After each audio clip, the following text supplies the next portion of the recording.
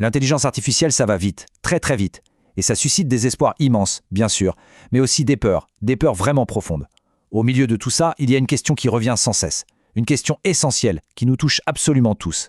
Oui, c'est la question que tout le monde se pose. Il faut savoir qu'il y a des voix très influentes, comme celle de l'Institut Future of Life, qui vont jusqu'à parler du risque de perdre le contrôle de notre civilisation. Rien que ça. Du coup, ce débat a complètement envahi l'espace public et on sent bien cette anxiété collective qui monte un peu partout.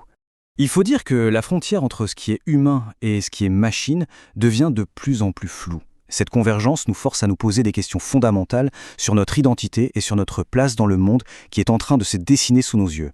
Alors, d'où vient-elle cette peur, cette angoisse presque digne d'un film de science-fiction que l'IA puisse un jour nous supplanter? Allez, on va creuser un peu pour essayer de comprendre ce qui se cache derrière cette grande inquiétude. Au cœur de cette crainte, il y a un concept, un mot qui fait un peu frémir, la singularité. C'est Ray Kurzweil qui a popularisé cette idée. Le principe est simple, mais il donne le vertige. Ce serait le point de bascule, le moment où l'IA deviendrait tellement intelligente, tellement puissante, qu'elle nous échapperait complètement, transformant notre civilisation pour toujours. Et pour rendre ça très concret, les projections de Kurzweil sont assez parlantes. Il avait estimé qu'en 2020, un ordinateur à 1000 $ pourrait égaler la puissance d'un cerveau humain. Et tenez-vous bien, vers 2060, cette même puissance de calcul pourrait être équivalente à celle de toute l'humanité réunie. La courbe de progression est juste vertigineuse. Et attention, on n'est plus dans la science-fiction, ça se matérialise déjà dans le monde de l'entreprise.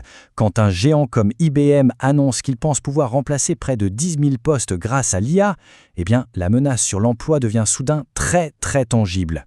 D'ailleurs, ce sentiment de malaise qu'on peut ressentir face à des machines qui nous ressemblent, ça a une explication psychologique, c'est ce qu'on appelle la vallée de l'étrange.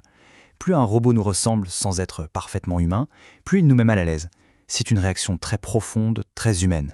Ok, entre la théorie qui donne le vertige et nos réactions psychologiques, la peur est bien là. C'est un fait. Mais, et si on posait mal la question? Si le vrai sujet n'était pas le remplacement? Allez, on va changer d'angle et regarder ce que les données et les experts nous disent vraiment sur l'impact de l'IA au travail. Ici, la distinction est absolument cruciale. Plutôt que de parler d'un remplacement total d'emploi, il faudrait plutôt parler d'une réorganisation des tâches. Vous voyez la nuance? L'IA ne va pas forcément faire disparaître un poste, mais elle va automatiser certaines parties de ce poste. Et ça, oui, ça transforme en profondeur la nature du travail. D'ailleurs, cette vision plus nuancée, elle est confirmée par de très grandes institutions. Des rapports du FMI ou de l'OCDE, par exemple, sont beaucoup plus prudents que les discours alarmistes. L'OCDE va même jusqu'à dire que pour l'instant, l'IA a eu peu ou pas d'effet sur le niveau global de l'emploi. Ça remet un peu les choses en perspective. Des chercheurs comme Brynjolfsson le résument très bien. Le véritable enjeu, ce n'est pas de savoir si quelques métiers vont être automatisés à 100%, non. Le vrai sujet, c'est la transformation d'un très grand nombre de métiers via cette réorganisation des tâches. Mais allons encore un peu plus loin.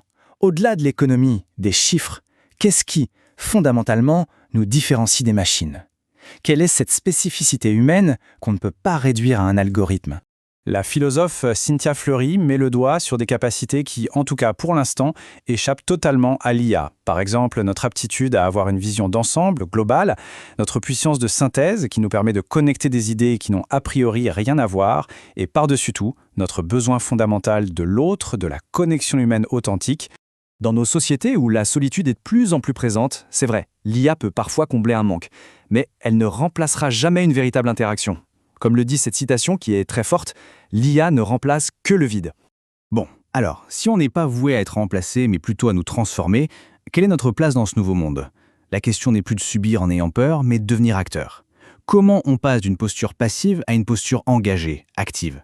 L'experte Melba Kurman avance une idée que je trouve fascinante. Maintenant que l'IA devient elle-même créative, notre mission change. Il ne s'agit plus seulement d'être créatifs nous-mêmes, mais de savoir diriger, de piloter la créativité des machines. On devient en quelque sorte des chefs d'orchestre de l'intelligence artificielle.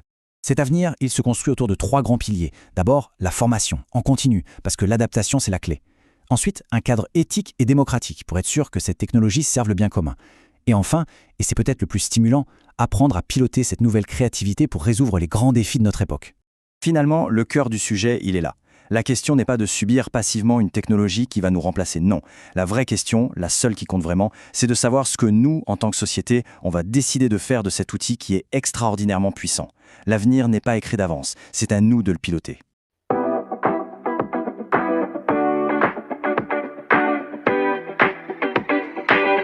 Si vous voulez progresser rapidement, que vous soyez étudiant, technicien ou professionnel, je vous conseille vivement Eni Automation, mais aussi d'aller visiter leur compte Udemy.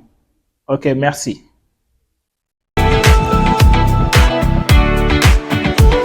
Eni Automation. Ok, let's go.